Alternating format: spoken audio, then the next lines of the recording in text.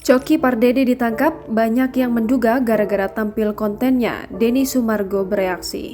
Denny Sumargo kaget mendengar komika Coki Pardede ditangkap karena kasus narkoba. Satuan Reserse Narkoba Polres Metro Tangerang Kota di kediamannya Cisauk, Tangerang Selatan pada Rabu 1 September 2021 sekitar pukul 13.00 waktu Indonesia Barat. Denny Sumargo memang sempat mengundang komika yang juga sahabat Tretan Muslim dalam kanal YouTube miliknya. Banyak pihak yang menuding jika kontennya itu berpengaruh terhadap penangkapan komika dengan nama asli Reza Pardede itu. Hal ini diungkapkannya di akun Instagram terverifikasi miliknya pada Kamis 2 September 2021. Bahkan, Densu, sapaan akrabnya itu pun harus menyayangkan Coki Pardede terlibat kasus narkotika jenis sabu-sabu. Dalam kesempatan yang sama, Denny meyakinkan jika temannya itu bisa kuat melewati masa-masa sulitnya saat ini.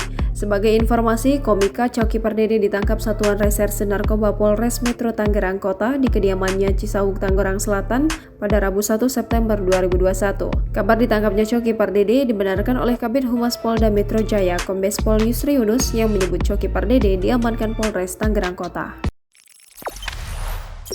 Jangan lupa subscribe, share, komen, dan like ya!